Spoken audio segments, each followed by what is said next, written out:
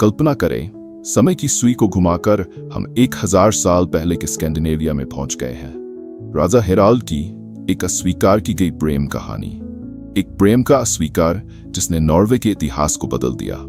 एक राजा, एक शब्द और एक असंभव युद्ध जिसने स्कैंडिनेविया का नक्शा बदल दिया।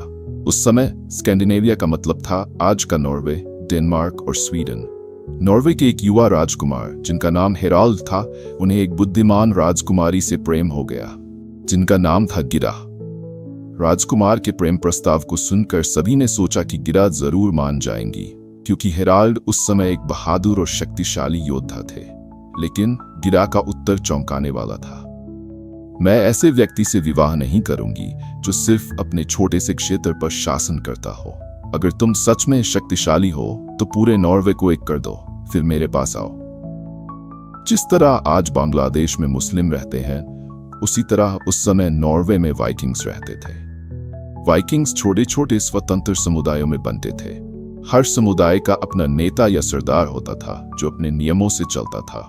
पूरे नॉर्वे पर किसी एक व्यक्ति का शासन नहीं था। राजकुमारी गिरा की ये बात हेराल्ड के दिल में जैसे आग की तरह जल उठी।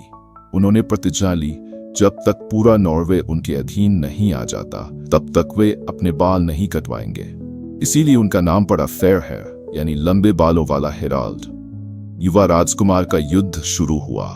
लगातार 10 वर्षों तक चले खूनी संघर्ष के बाद हेराल्ड ने आखिरकार पूरे नॉर्वे को एक कर दिया और इतिहास के पहले एकमात्र राजा बन गए। लेकिन इस लंबे युद्ध के दौरान उन्होंने गिरा से कोई संपर्क नहीं रखा, क्योंकि उनका पूरा ध्यान अपनी शर्त पूरी करने पर था। अब राजा हेराल्ड राजकुमारी गिरा के पास लौटे।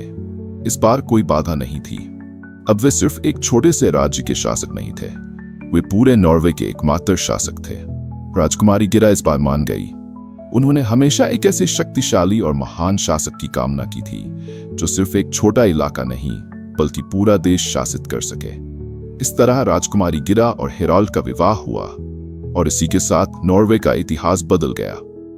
लेकिन क्या वाइकिंग योद्धाओं ने इतनी आसानी से एक राजा को स्वीकार कर लिया, या फिर शुरू हुआ एक नया विद्रोह? जानने के लिए अगला भाग मिस न करें।